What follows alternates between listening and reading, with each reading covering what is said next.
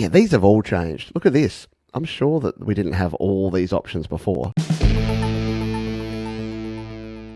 There's two different types here of free GarageBand plugins. One that you probably have already found, if you hit the plus button here, is these ones here, these 10 effects. And the video in the description goes through each one of these in detail, shows you exactly what all of them will do. The bit crusher, chorus, distortion, flanger, microphaser, overdrive, track echo, track reverb, tremolo, and vocal transformer. There's another set of plugins. If you hit the plus button here and go to audio unit extensions and scroll on down, you'll notice that we have all of these. So we have the Bandpass Filter, delay, distortion, dynamic processor, Highpass Filter, high shelf filter, PodEQ, Lowpass. Yeah, there's a lot of them here, including this new sound isolation one that has just been added. If you come into your GarageBand, you go to audio unit extensions, you scroll to the bottom and they're not there, there's a way to enable them. I'm not going to show you here because I'm going to point you to the video. It's in the description. It's got a video, and in the first 2 or 3 minutes I show you. You basically just go into your advanced settings, you select enable iOS plugins, and then they'll be available. Let's go through them here real quick. So the Bandpass Filter. So if we add that one here and we tap on the little Apple icon, what this does is this allows you to just select a zone. So we can tap in the middle there, we can move this zone around, and this means that only the audio, and it's actually a really good interface these days, only the audio within that band, it's what I call a bandpass filter, will actually be filtered and be allowed in there. So to show you what this does, if we play the guitar,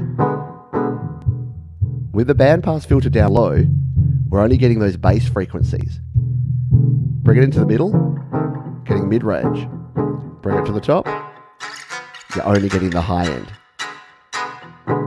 So why is this good? Well, let's just say that you wanted to do both a low pass and a high pass filter. You wanted to cut out all the lows and you wanted to make sure there were no squeaks and things. We could just throw the bandpass filter on the middle and then we get a very mid-rangey sound.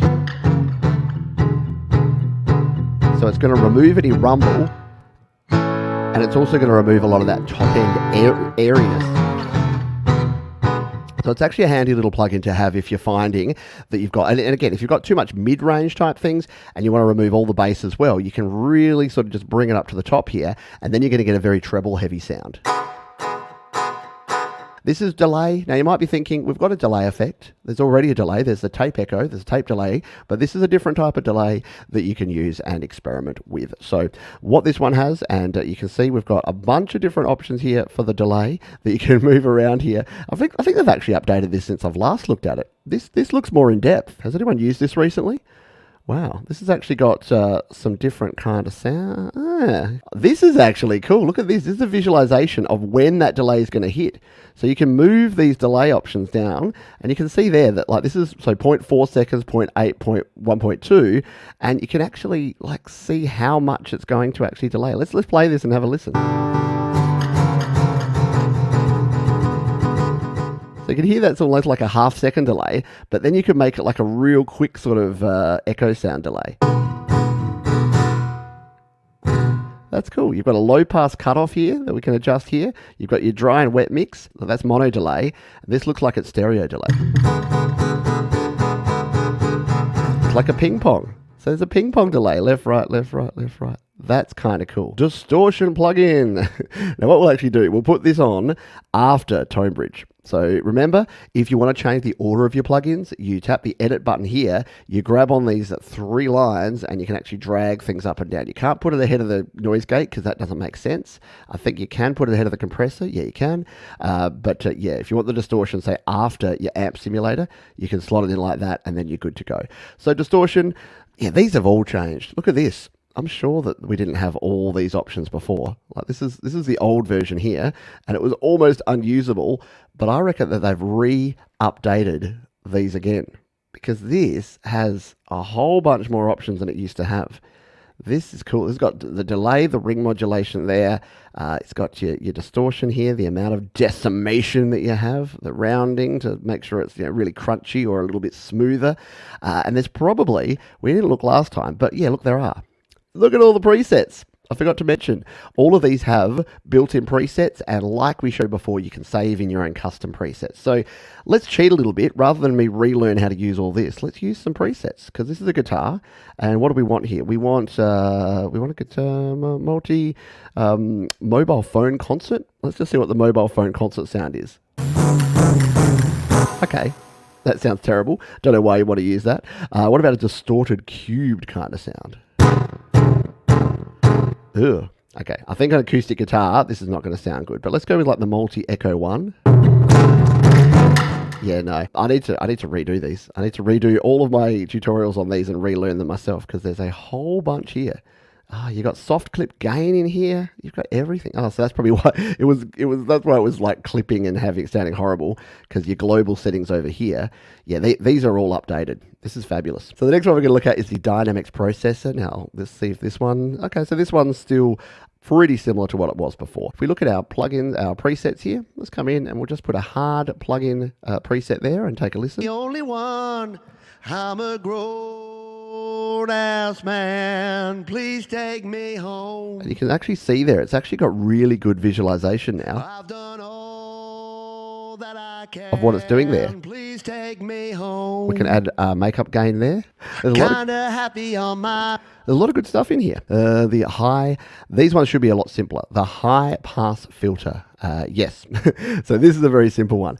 This is exactly what it sounds like. It is a high-pass filter, which is the same as a low-cut filter. So if you've got rumbly sounds in your music, so let's just say I was recording these vocals in a studio that had a lot of background noise, a lot of rumble, some trucks driving past, what you'd want to do is set that to reduce everything below, say, about 200 hertz. So you'd set it around about here and hit play. I own, and I know I'm surely not a... So that'll just make sure that anything between 0 and 90 hertz is completely removed. Anything between 90 and 100 and 200 hertz, it basically shelves that off. So it will reduce the amount of sound there. The other thing you can do with this is as an effect. So if you grab a high-pass filter and bring it all the way up the top, you get that kind of AM radio effect. Alone, 'cause I just don't have a plan. Please take me home.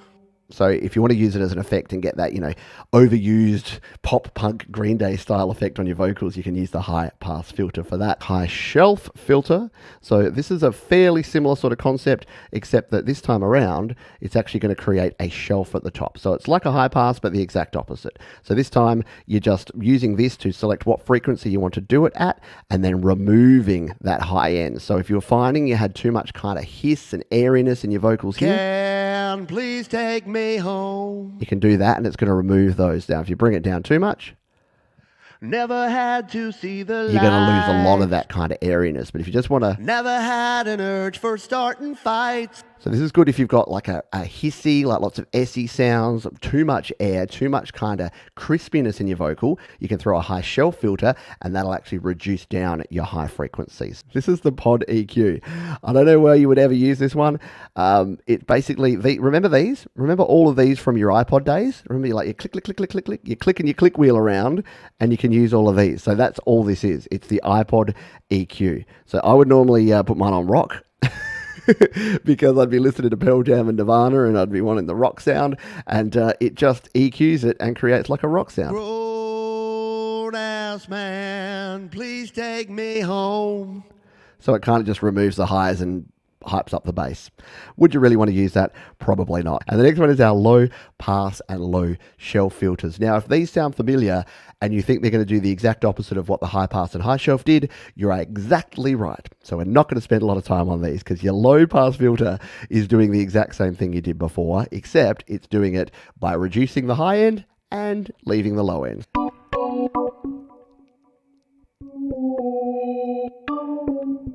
So again, you're doing the exact opposite of a high pass filter, and I wish they would call these high cut and low cut instead of high pass and low pass, because remember, high pass is the reduction of your bass, your low end, and low pass is the reduction of your treble, your high end. Not surprisingly, does the same thing again, but this time we're shelving off the bottom.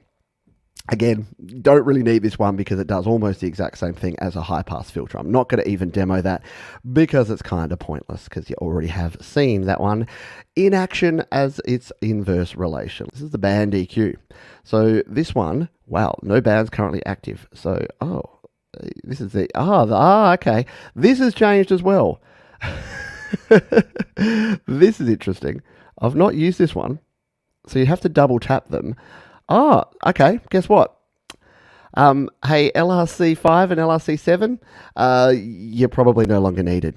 So it looks like Apple have actually added a proper multi-band parametric EQ into their iOS apps. So what you can do with this one is you can double tap on any of these and then you can move them to wherever you want. You've got a Q setting down here, so you can adjust them if you need to do some like notch EQ to notch out a particular frequency. You can do that.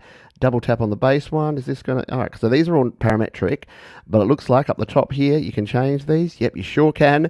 So you can change these to, say, like a high pass. So a resonant high pass filter. So look at that. You can actually change your high pass filter. So you can add that in there. You can add your entire EQ curve using this. And I'm sure that over here, you could make this instead of parametric, you could make this a shelf, high shelf. You absolutely can. Okay, yeah, this is a game changer because this is building in. Unfortunately, I love LRC5 and LRC7. I love their developer, but this is where the good EQ's at, and this is weird because you could come in here and EQ your whole thing. So,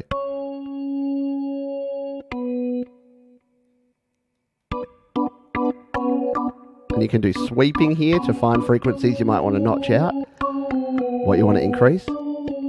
They used to have it like this, so they used to be unusable because this used to be how you'd use them. So it was all there, but who's going to use it when it's like this? And then it looks like with the iOS 16 update, they've actually added in all of these. So they've given me a lot of work to do because I'm going to need to go back and redo all of my plugin videos on all of these. We're the AU new pitch. So this one has always been a bit handy. What have they added to this? Okay, nothing really.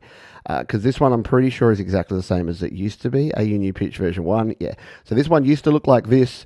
Now it looks like this. Doesn't do much different here. But you can change the pitch either... actually, this one's by the sense, isn't it? This is this nonsense one that uses sense instead of semitones, which makes it almost impossible to dial it in correctly. So all this does is... it changes the...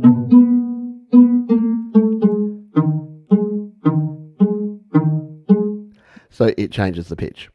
But as far as actual proper pitch, it's kind of not useful. So here's their parametric EQ, which you'd think it'd be the one that you'd want to use, but this is just a single EQ point. This is what we used to have. It was a single EQ point, and you just have to add multiple ones of these. So this is why this was useless. Like, it still does have the Q setting, but it's kind of harder to adjust there.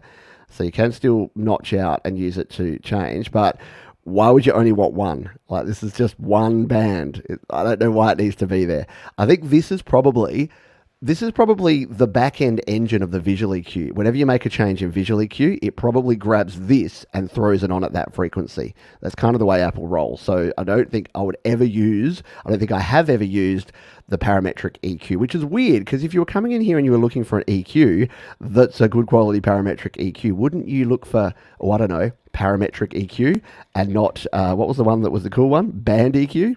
Yeah. Now, peak limiter. I'm excited now. Have they added more functionality to peak limiter? This is one that I've been using for ages. I use it for mastering. And so if you are doing some quick and dirty mastering in GarageBand, you used to be able to just come in here and all it had was this pre-gain. It didn't have the attack and the release. So now I'm pretty sure that's the case. Did it have attack? Oh no, maybe it did. No, I'm making it up. It did have attack and release, but it's just in a prettier format now. Okay, forget that. But it does have a much better visualization here by the look of it. Let's just hit play on this.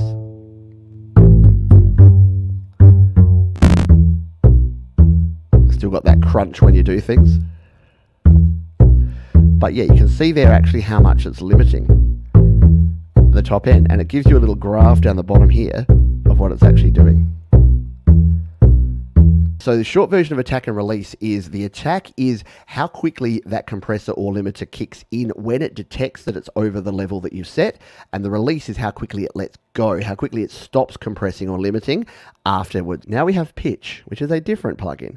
So let's jump in here to pitch. This one, see, that's disappointing. Oh, God. So this one has the sense again, and I think as Audible or someone pointed out there, yeah, the cents are great, and you can actually put like minus 12 cents for a semitone. Problem is, it's a slider. There's no ability to actually enter amounts, so there's no text entry field in here. What have you got here? Universal, complex, percussive. So it kind of makes it a little bit irrelevant there because you can't actually change it. There's a lot of stuff there, isn't there? Smoothness, tightness, effect band, pitch, analysis size. This looks like it's one that they didn't bother putting through the new update in terms of the interface, because this is all just sliders, and this is almost exactly this, which is just the generic behind the scenes version, but with slightly different coloring. So I wouldn't spend a lot of time with that one. Now, Reverb 2's been around for a while. What have they done with Reverb 2?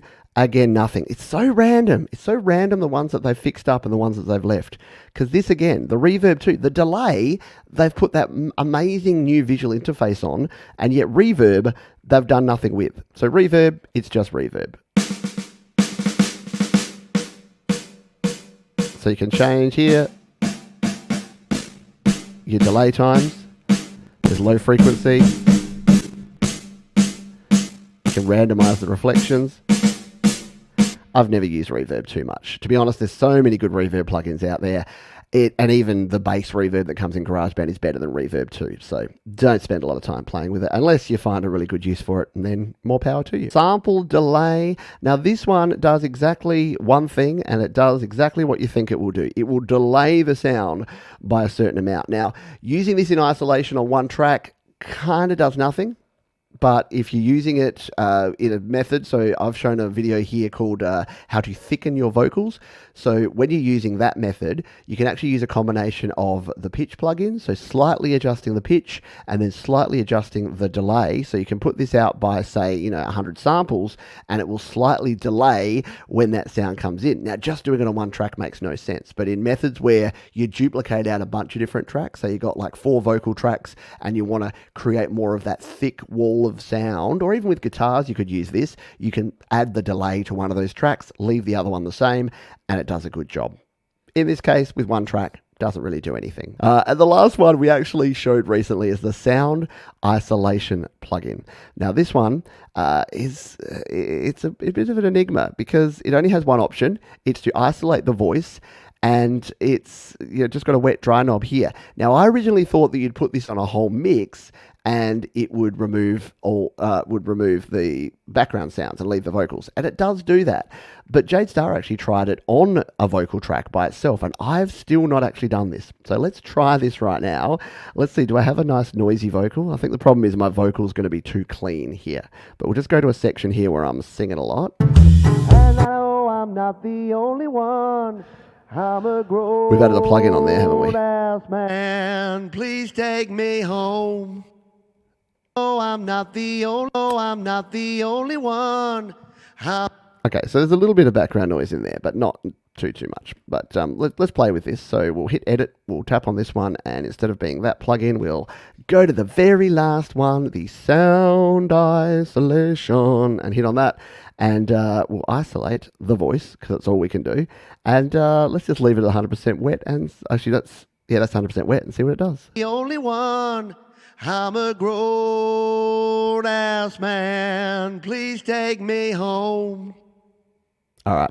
I think you'd need a much noisier one. Jay did a demo, a short video where she demoed it on a noisier vocal, and it did. It removed some background fan noise. So maybe that's an option. Look, there is a plugin, and you might be saying, Pete, isn't that just Bruce free?